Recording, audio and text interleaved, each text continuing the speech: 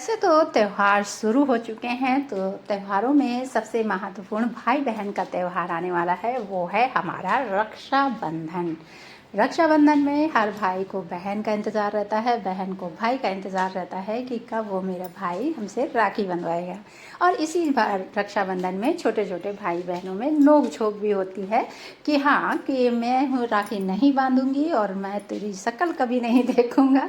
इस तरह की चीज़ें हो जाती हैं, लेकिन फिर भी राखी का जो त्यौहार है वो कभी नहीं छूटता। तो आज मैं लेकर आई हूँ रक्षाबंधन की थाली, जो कि आज मैंने अपने हाथों से बनाई हुई है।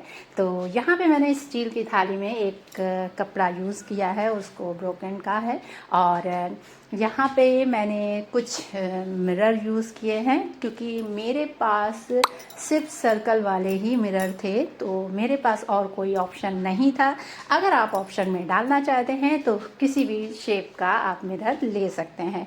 यहाँ पे मेरे पास इसीलिए मैंने कोई ऑप्शन नहीं था, तो यहाँ पे मैंने सिर्फ सर्कल वाले मिरर यूज़ किए हैं। और रेड कलर के यहाँ पे मैंने गोटा लगाया हुआ है, जो कि मुझे अच्छा लग रहा था, क्योंकि त्योहारों में थोड़ी सी चकाचौंध होनी चाहिए, कुछ कलरफुल होना चाहिए। इसीलिए यहाँ पे मैंने रेड कलर का लेस यूज़ किया है। आप देख सकते हैं मेरी जो थाली है वो पूरी तरीके से तैयार होने वाली है, क्योंकि त्योहारों में हर भाई और बहन के लिए ये महत्वपूर्ण होता है कि मेरे हाथ में सिर्फ कलाई में राखी बंधनी चाहिए। ये सब चीज़ें कोई महत्व नहीं रखती, लेकिन फिर भी आज का समय जो है उसके हिसाब से सभी लोग कुछ ना कुछ नया करने की कोशिश करते हैं। पहले भाई गिफ्ट देते थे, अब बहनें भी भाइयों को गिफ्ट देने लगी हैं।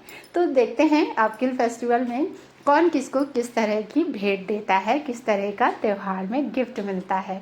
तो अभी तो मेरी ये थाली जो है वो कंप्लीट हो गई है। यहाँ पर मैंने स्टील की थाली तो यूज़ की थी, लेकिन मेरे पास कटोरी नहीं थी स्टील की छोटी, तो मैंने यहाँ पर जो कॉफ़ी कप था उसी को डेकोरेट कर लिया है और उसको लेस से कवर कर लिया है, ताकि ये इसकी जो थाली है वो कंप्लीट हो जाए। वैसे मुझे ये अच्छी लग रही है, आपको कैसी लगी आप मुझे कमेंट्स करके बता सकते हैं। अगर आपको लगे तो लाइक भी कर दीजिएगा।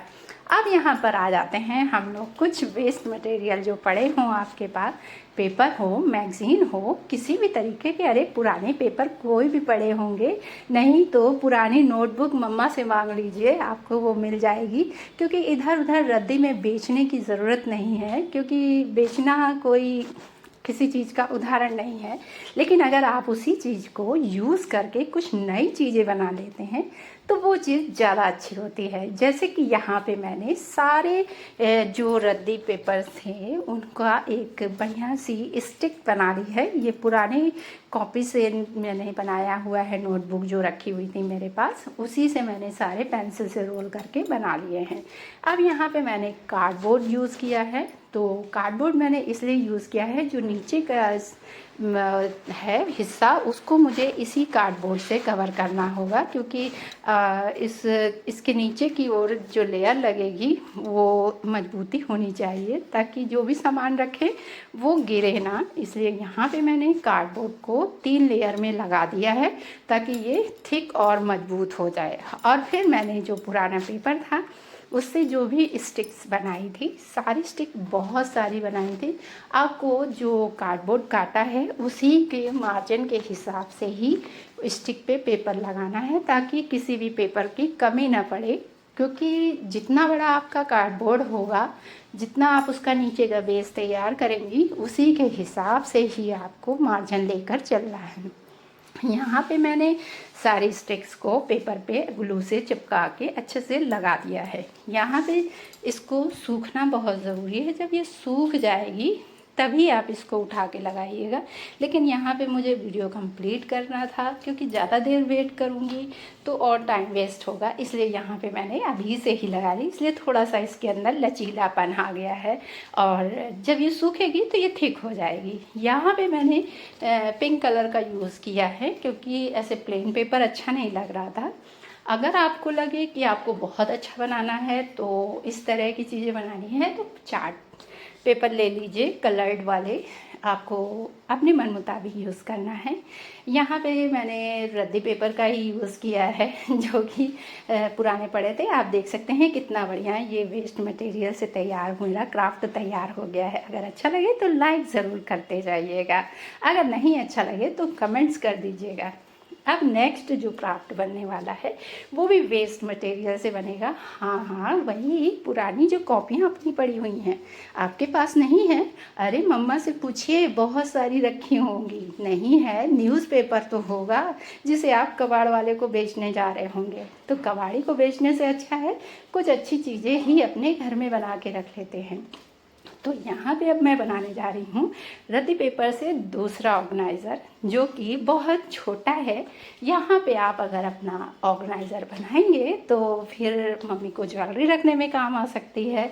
और भी कई चीज़ें हैं, उनके क्लचर है, बहुत सारी चीज़ें। अभी तो क्राफ्ट बनने के लिए तैयार करते हैं। तो यहाँ पे पेपर को मैंने उस वाले में मैंने पेंसिल का यूज़ किया था, इसमें मैंने पेंट ब्रश का यूज़ किया है क्योंकि वो पतला है, इसलिए इसे मैंने पतली स्टिक्स बनानी है लंबी लंबी, इसलिए मैंने यहाँ पे पेंट ब्रश का यूज़ किया है।